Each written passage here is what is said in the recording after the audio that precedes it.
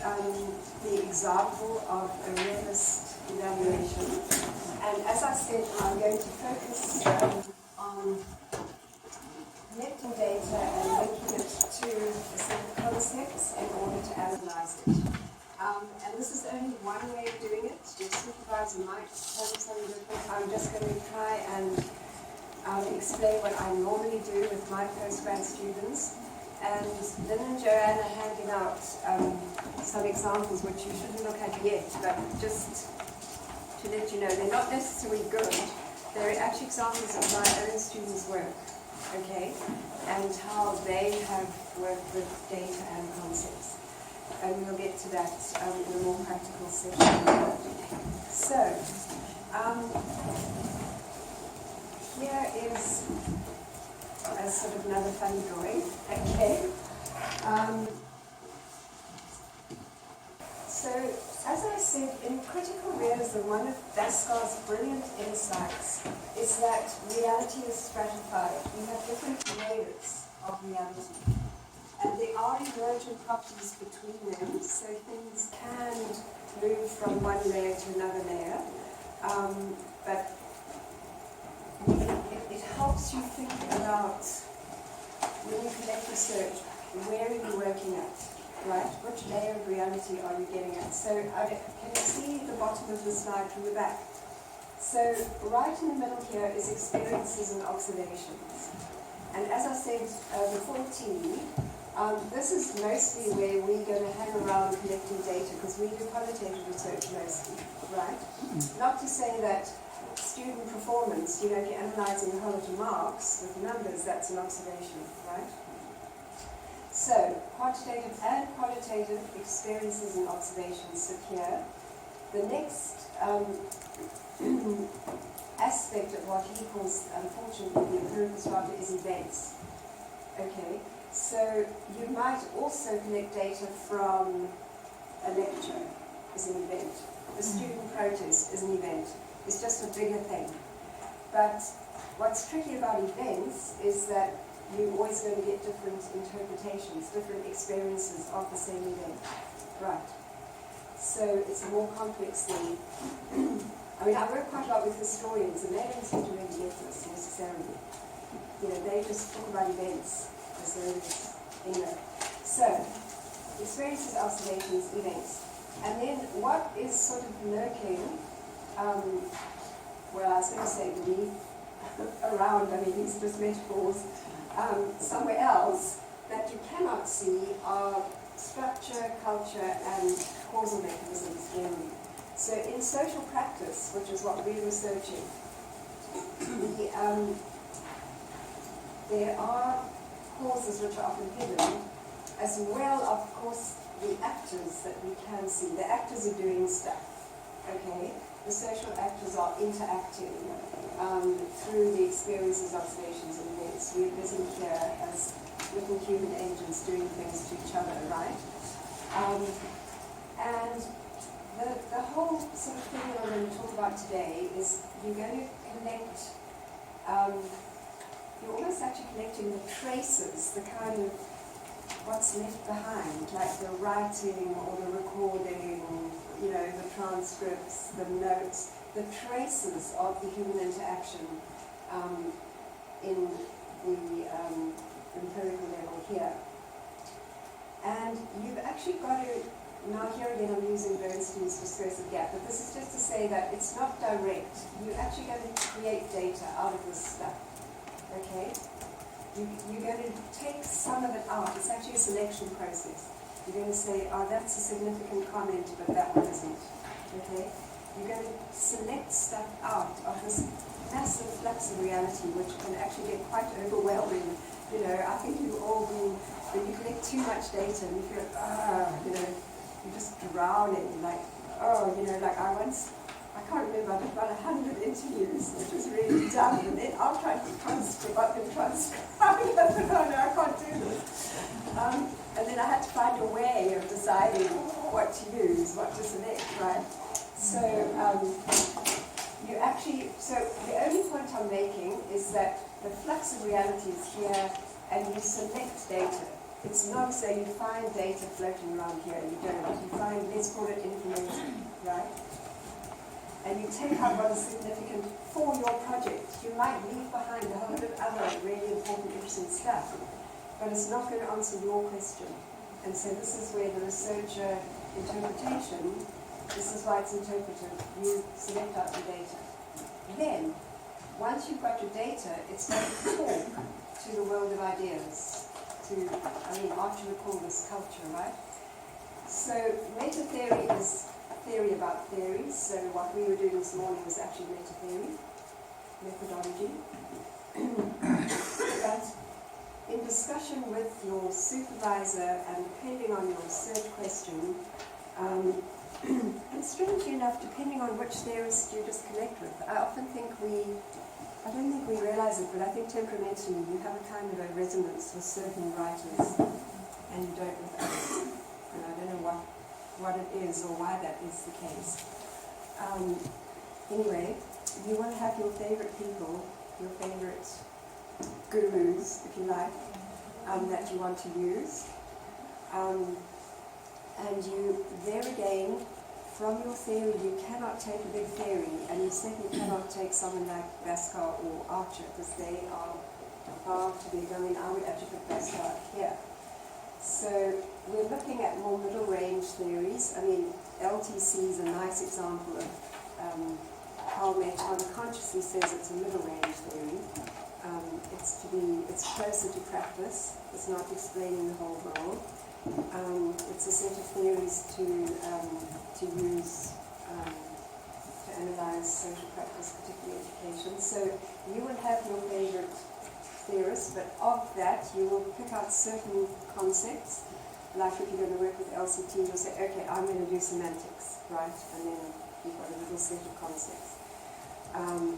Bernstein, I'm just going to do framing, forget about classification, and so on, right? Depending what you're going to work with. So you will select your concepts, and then, so here again, I'm going to really today mostly talk about this. So here's a body of theory, a system, concepts. You're going to select out, and you're going to make a little something, a grid, a table, a device, a sieve. You're going to make a little sieve, and you're going to use that sieve to shake your data through it, okay? So here you have all your data, and you're going to shake it through, and you're going to see what's left. See what's important and see what the patterns are. Does that make sense? Okay, it's not so difficult, but these are different steps. You know, getting the stuff is one thing, sorting it into data is another, and then actually deciding what is significant that can talk to the theory is the third step. And that's why it all gets a bit exhausting. And it's good to know what you're going to do before you start. And not just, I don't think I was well supervised myself, especially for my master's, rushed and got masses of data, and I wasn't really that clear why I was collecting it, right?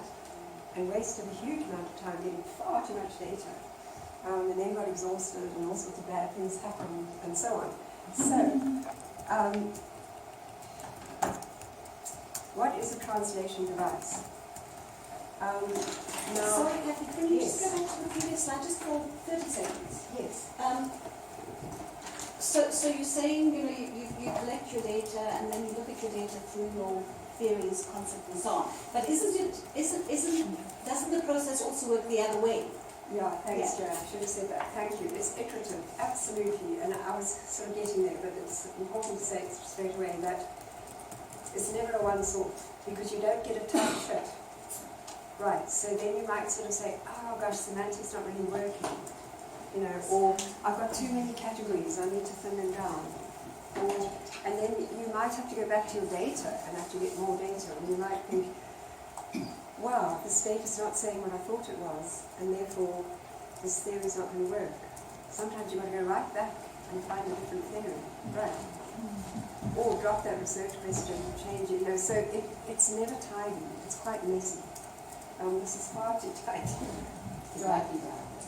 Yeah, far too tidy, it's iterative. So to get that close fit between the data and your concept, and to get that nice sort of mesh where you can actually make a claim that this data is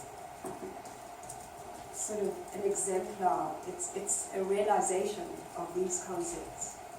To get that, you know, I always say to my students that it's chapter 2 and chapter 4, and until you can get those two chapters talking to each other, you haven't got a thesis. You can stick in chapter 1, 3, and 5 later, but you have to get 2 and 4 to talk to each other. Theory chapter and your data analysis chapter, right? And so once you've got that, you've actually got a thesis. And it can take a long time. Some people are lucky and some people aren't, you know, just, I don't know. As you get older, you get more and more deductive and less inductive, to be honest. So, partly because you run out of time as well. So, I think I've said this already. We try to turn information into data. And yeah, we just said that. That sometimes you get a nice link, sometimes your data is not going to fit at all, and then you can decide what to do, change your translation device.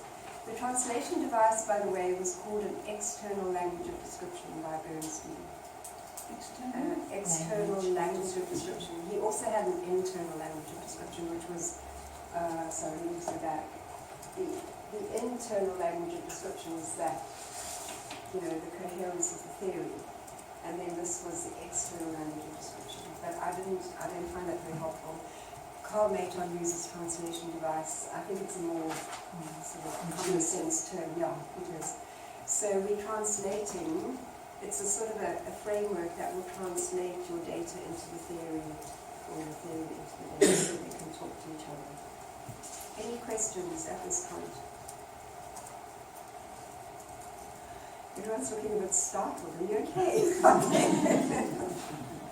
It's not really that bad. I'm making it too complicated. Okay, so what does this thing actually look like? Oops, sorry. Well, it's actually quite simple. I mean, here's an example of how you can do it. It's a little table, it's a little grid, right? And this I get from Maton. You're moving from the theory to the data. And so the table's going to take you, you're going to line up the concepts you're going to use to talk to the data. So what they're going to be, you must define each concept to be very clear. And this is important, that these, it's for a specific project. It's a specific translation device. It will only work for your project, right? You are designing it for your purposes, for your research design, and for your data. So it's not going to be some grand thing that's going to work for everyone, okay, or in every classroom is like that. So this is why you are going to define the concepts. You have a bit of discretion here to define them in the way that are going to work for you, right, in this study. And then you're going to say, in this study, these concepts, so, you know, strong semantic gravity, for example, is going to look like this in this study. Okay, so only in the study, strong semantic gravity looks like this. And this is important because our concepts are often relative. They're not sort of absolute things. We're not dealing with physics here where laws are going to hold across space and time. No. Because we're working in very specific contexts, these are very specific instruments. And then it's important to have an example of what strong semantic gravity is going to look like in my study with my data.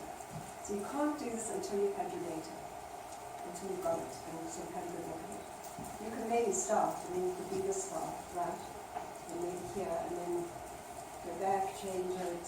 So, and you'll move across, as Joanne said, you know, whatever happens here might mean you have to change this and this, right? So, is this still making sense? Okay, a little instrument that you will design, a tool, a device, translation device, to get the theory and the data to talk to each other is basically what you do. So I've got an example, and I'm not putting up good examples because I just want to show you, you have to make it fit, you know, for your thing. So just recently, I had a colleague who's using multilingualism in her classroom. She's a sociolinguist, not really an educationist, and she said, oh help, she's got all this data, and she wants to find out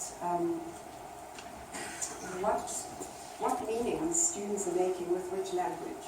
right, in her. So we took a whole lot of student essays that were multilingual essays. Can you read this? Is it? Can you see it in the back? Sorry, it's really small. But anyway, it's just an example. So I rather stupidly said, sure, I'll come and help you. And then sort of hit this mound of data of student essays, multilingual student essays. Gee, what are we going to do with these, right? So I thought, okay, we're going to use Carl Layton's axiology, okay, axiological condensation. Partly because these essays were actually about language histories, so there was a lot of, actually a lot of values, emotions. You know, you can imagine in our context, for the first time students were told, sure, write in your home language, go for it, you know. And then it was a nice experiential, it wasn't a typical academic essay, it was write about your own language history, like which language you grew up, who taught you what. And so it was lovely, lovely data. So I decided to use axiological condensation from LTC. But then it was actually before this conference, so I actually thought, well, gee, how are we going to measure it, right? What is it going to look like? So we got clusters of stances. So a stance is like taking a position, and then I clustered it into, there were other categories, but I'll just talk about. So one of the big clusters was language attitudes towards languages, and these were the languages that the students were looking at. Some were home language English, some were home languages Xhosa, some were home language Afrikaans. Then there was a lot of stuff that they said about second languages. And then they had quite a lot to say about multilingualism. So I picked out bits of data from the essays that dealt with language attitudes, and I categorized them according to what they were talking about with language. And then I rather crassly took some categories from appraisal theory, which is from SFL. And in the end... Linguistics, for those who don't know. Yes, sorry. Systemic, well, actually, I'm actually a bit nervous because there's one linguist sitting here. Anyway, this is like very crude and not really linguistics. I could say this is sociology. So I wanted to see. So we just took these categories: affective language, and I just put a positive and a negative, right? So this is more. So here's the definition. If it's a positive axiological charge about affect. The subject holds very positive feelings or emotions towards that social practice, and in this case, towards these languages. Okay, it's quite simple. There's an example of a definition. So, in fact, in this, I've got the concepts are running this way. Okay, those are the concepts, and here are the definitions. I won't read them out. So we use this. Okay, this was the tool.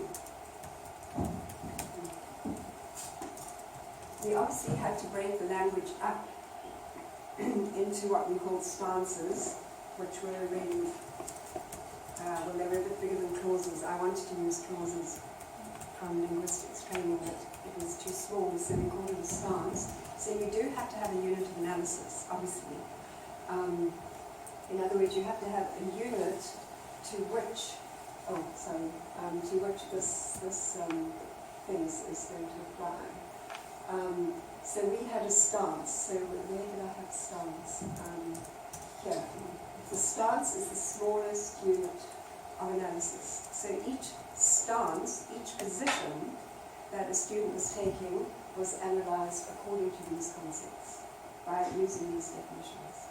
Okay, so we had all these essays, we had to chunk them up into stances, then we had to pick out the significant stances that were sort of highly axiologically charged, because obviously there was loads of stuff that we didn't select in the essays. So we just color-coded it, right? High axiological charge, code it, and then once you've selected it, so if I go back a bit, we had a bunch of essays here, maybe there's some links. We took the stance as the unit of analysis, we created our data, a set of stances that were axiologically charged, then we constructed this thing, and we brought a few concepts from axiological LCT, axiological condensation, down into the device, and we got the two things talking. Right. So just to go back then, so we had the concept, we had the definitions. To be honest, I think I actually fudged this a bit, because I think I jumped examples in, so let's see. Yeah, so I gave the definitions, maybe they were indicators. To be honest, I think I was lazy there.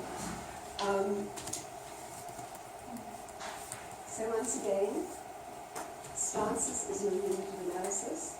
These are the concepts that we selected out of a large body theory, and this was the indicators for how we operate them. Right. And here are here are some examples from the essays, okay, from the texts, just to give you a sense of how we categorized the data.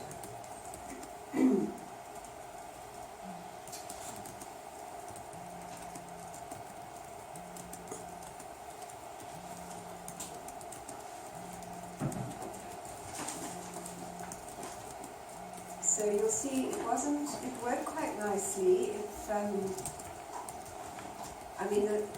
In terms of systemic functional linguistics, this is like so crude it wouldn't be recognizable, but for a sociological quick take, it was quite clear that some stances were talking about feelings that were positive, like the first one, right?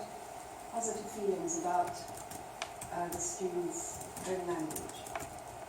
The negative feeling about English, right? And then a judgment, a positive judgment about the Sakonsa, and a negative judgment about the Roman language.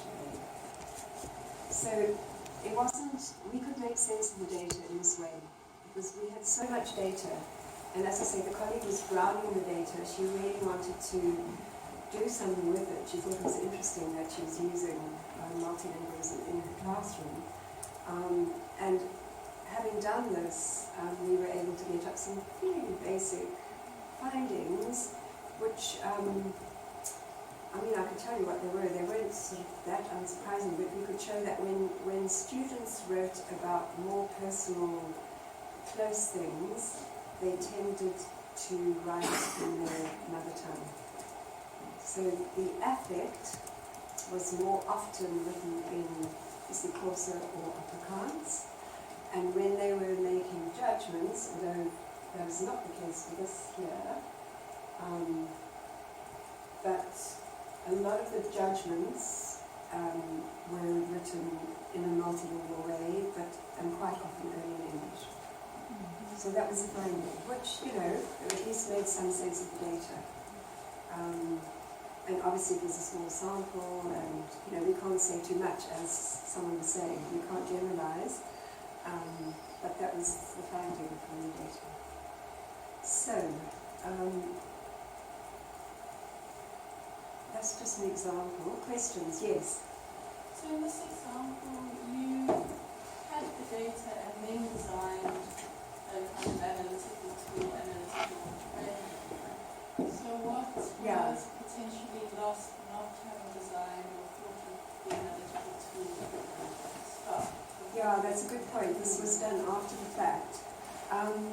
Ideally, in the next slide,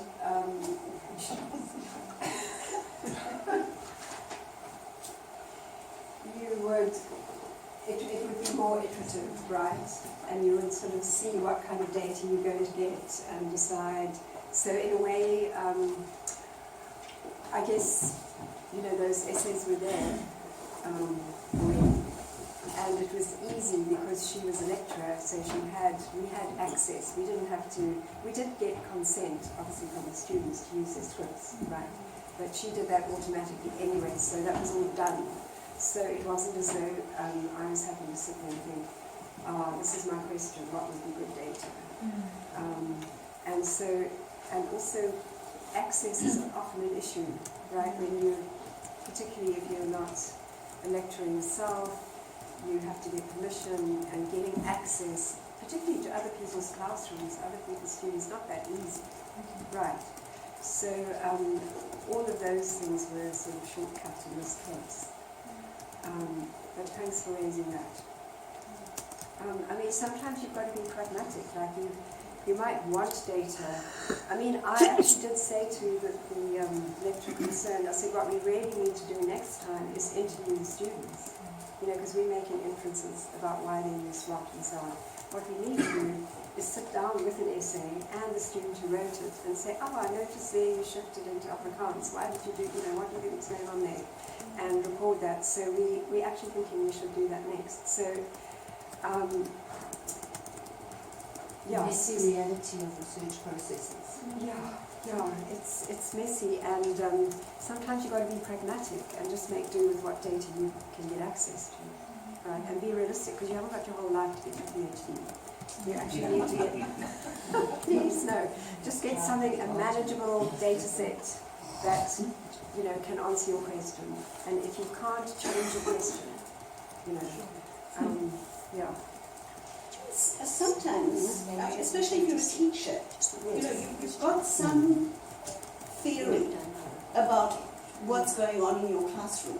Right. You know, so this teacher probably had a sense of, you know, that language was charged, or the use of language is axiologically charged. Right. You know, you use language because you feel in a particular way.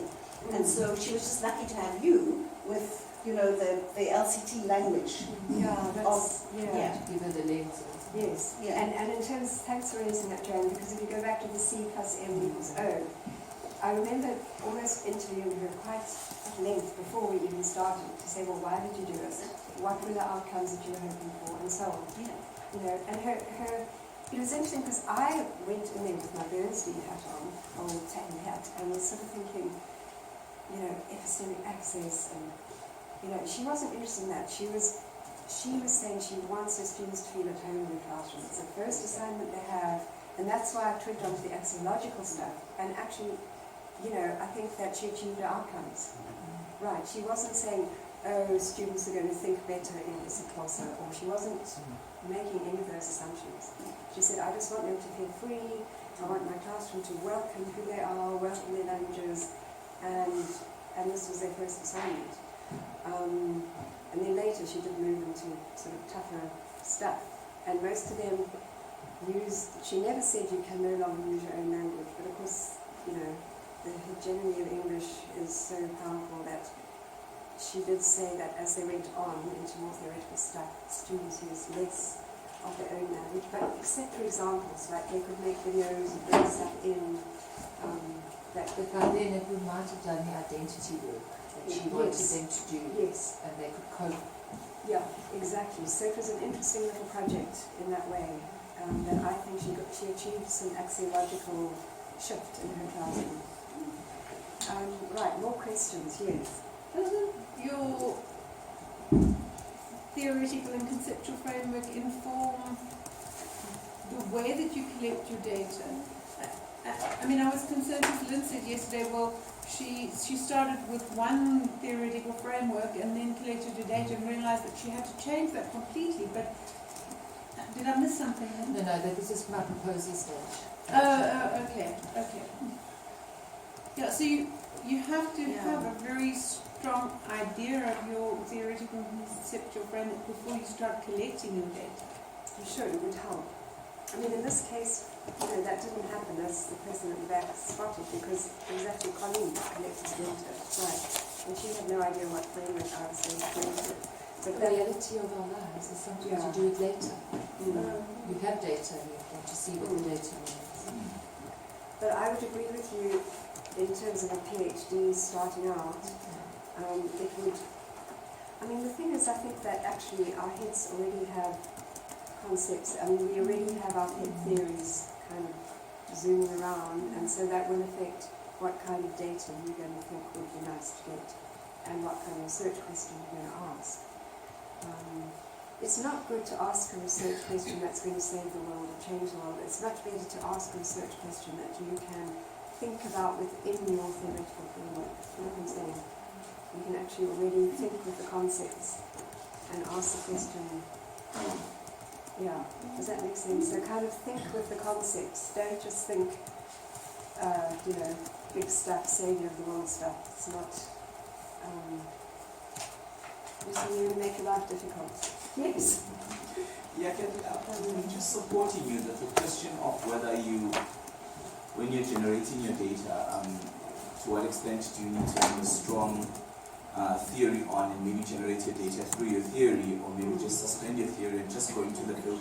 I mean, it's a real one, and I think I struggled quite a lot with it, and I suspect Barbara is going through the very same thing that I went through. Because on the one hand, I was interested in looking at how knowledge and knowers are legitimated in the field of political sciences.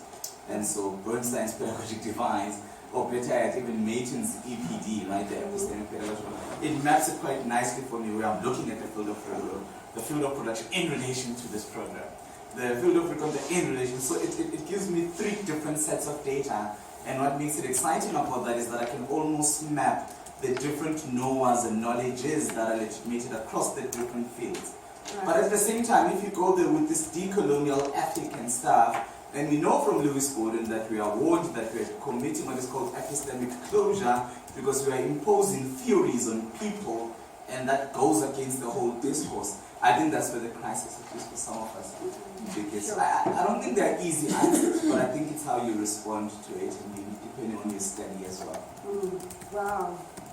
No, really, no, thanks for raising that. I mean, you know, you've brought the kind of decolonial question into this space, which, to be honest, I think I kind of left outside the door because my own research development was not conscious of that challenge, right? And so, to be honest, yeah, I don't think that, I mean, I don't know what it would mean to decolonize one's research method. I don't know what it would mean. I mean, I have seen some really bad papers where people are claiming to be using Ubuntu, and I'm sorry, but they were bad. But I'm not saying that it's not possible and that it will come in the future. I'm just saying that so far I think there's more work to be done in terms of what I've seen.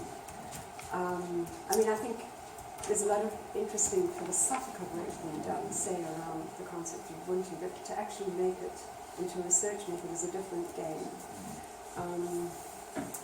Yeah, you've actually raised a really quite a tricky issue. You see, I think when you get to my stage of life, to be honest, I do quick and dirty research now. You know, I don't have time. You know, I'm too busy sitting and, you know, so I won't say, but committee meetings, right? And you know, so a lot of my publications are with my students, right? And only a second author. So I'm quite deductive, if I'm honest. I don't have time to be inductive, which is certainly what a decolonial approach would, I think, take. And certainly that issue that we raised about people's reasons of causes and the lived experience, and to really capture that. I mean, you've got to have language, you've got to understand the culture. There's a lot of stuff that people like me are lacking, right? We're in deficit, right? So I can really only, through my students, access deep, rich, kind of subaltern, let's call it the subaltern voice, right? Yeah. I mean, here, you know, is a course for sure. You know, I can read that.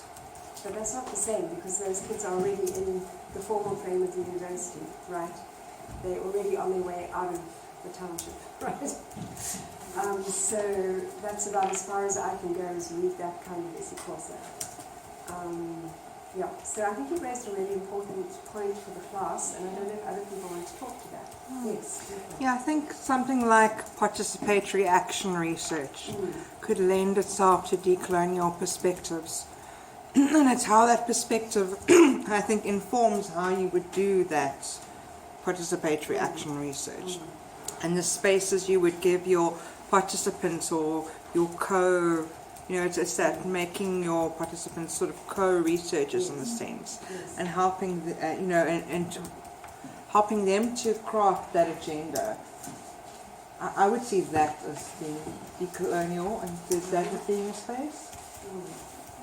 That is actually a very useful point. I mean, there's a lot, if you look now in the literature, there's a lot on students as co-researchers, students as co-constructors of the curriculum. What's it called? Student as participant, I think it's called in the literature also. A lot, student as participant. So there are a lot of methods to make the divide between the researcher and the researched, and the sort of objectification of the research to overcome that power relation. I have to say I've used that in evaluation, and I have to say it's damn time consuming. And I think it does produce good results, particularly when, like this was an evaluation of an NGO, and it was really, really important to hear people, at all levels of the organisation and so on. It's very time consuming. Any other inputs on this issue? Yes. Separate issue. That's fine. Go for it. Oh, sorry, just hold it silence. Hayla, did you want to talk on this issue? The participatory thing. Very interesting question. And I feel like some of the best decolonial work has also been very strongly theoretical. So I feel like we shouldn't reduce decolonial research to being atheoretical. I think the question though often is the scope of theory that we work with and how we work with theory. What's the purpose and intent? We can work with, say for example, Foucault, we're talking about Derrida and Foucault and Derrida to do very, very good quality and deconstructive work, or we can work with Scar. It doesn't mean that the theory necessarily doesn't allow you to reduces your capacity to think on the work.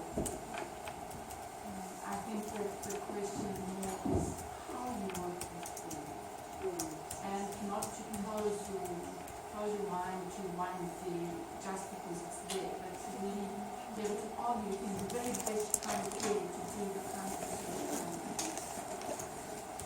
That kind of a question. Yeah, thanks for that. Yeah, good point.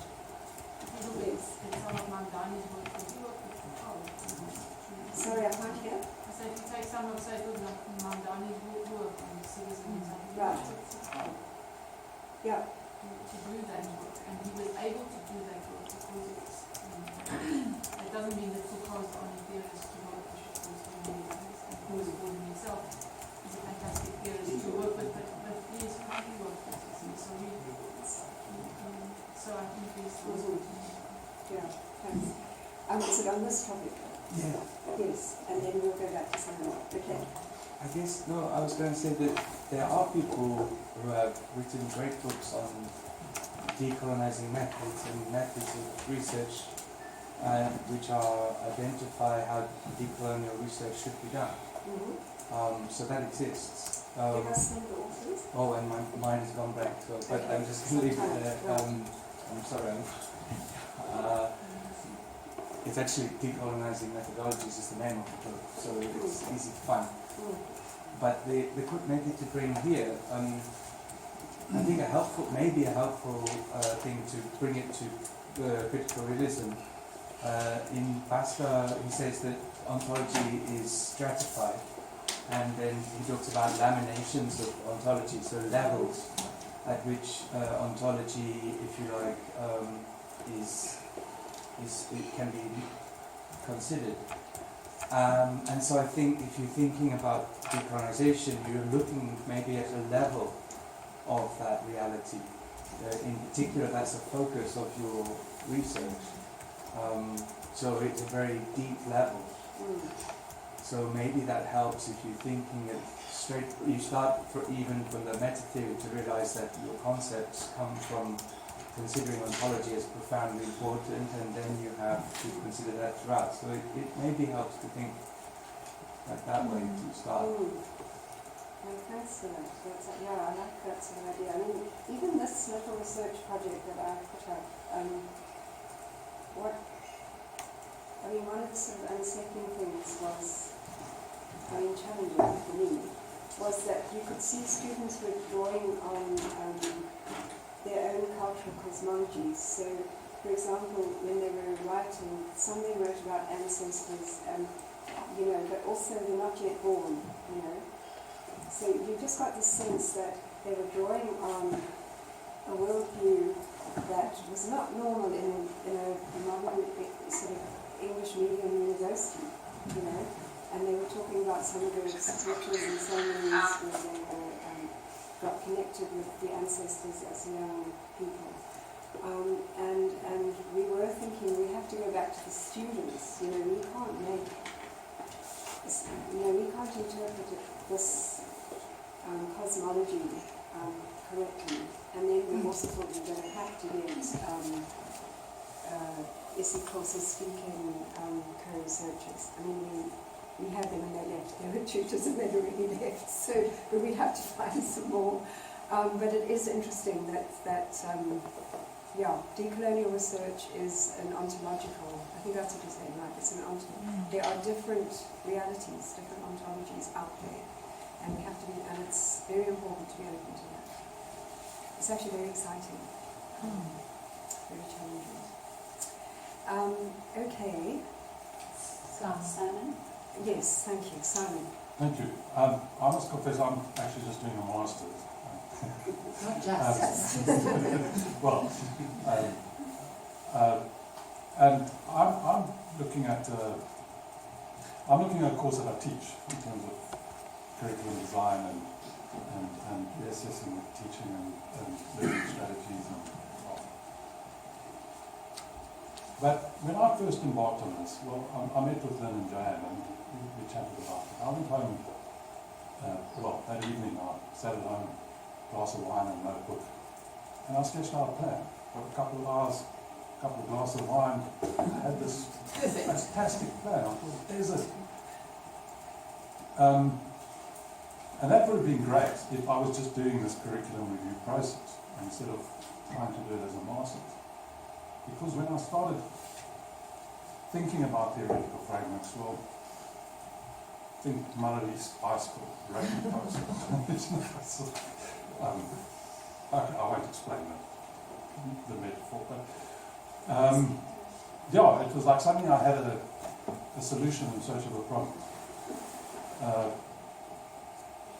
And I understand that obviously in a master's I don't have to go through the theory in as deep a way as you do in a PhD, but I still have to go to it in a substantial sense. But I really have the impression that I'm trying to find a theoretical framework which I can squeeze into what I was going to do anyway.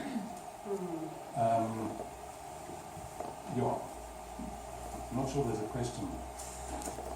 Well, it's an interesting observation because I think you will get a richer significance of your findings and you might actually pull out different stuff.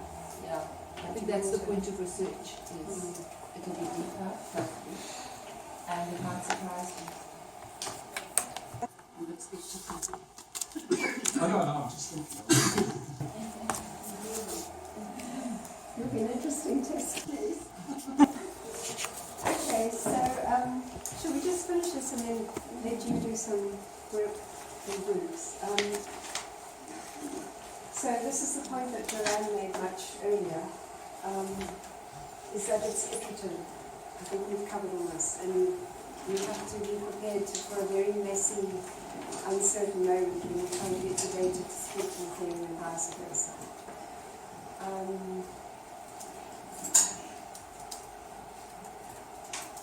And I think I'll say all this.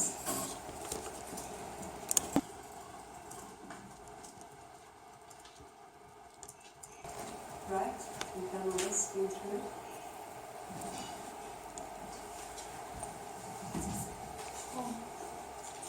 Okay, so that's the end of my voice, thankfully. Sorry. Yes. Can we go back to this slide? Thank you.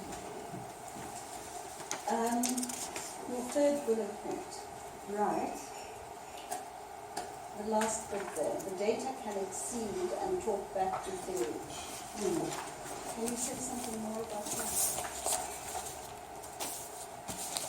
Yeah, look, I think the most important thing is to recognize that any framework, any theory is going to be partial. It's going to be one lens, one take on the world. Remember the lens. It's a very particular lens that you're selecting to look at your data. And therefore you're leaving out a lot. So it's always selective, it's always partial. And sometimes when you're sifting your data to match the theory, you might actually think, I'm not doing justice to this data. You know? So that is the one thing. The other thing is that talk back to the theory, it might actually challenge the theory, right? I'm trying to think of an Some example. Archer's reflexives, and quite a few people. Yes, quite a few people have challenged that and said that you don't have to be an autonomous reflexive to cope with higher education, for example. Yes. And it was, that was a theory for a certain place at a certain time that maybe wasn't so easily translated into a different context. That's right. She did all her research in Coventry, and that was it. Research. And I actually tried to use her tool, the Icona thing.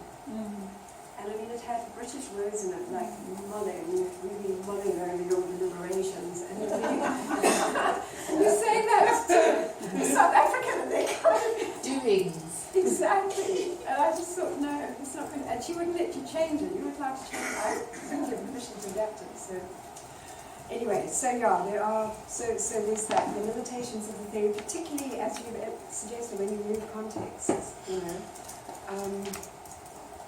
Yeah, but there's also, so I had, you'll see on the sheet, a very smart engineering student. I don't have one of these sheets, so I skip this one. No, I didn't actually give you this, isn't from the PhD, but Nikki Walmerance is an engineer, and she actually challenged Carl Mayton's epistemic density for engineering. So she was very, very clear that the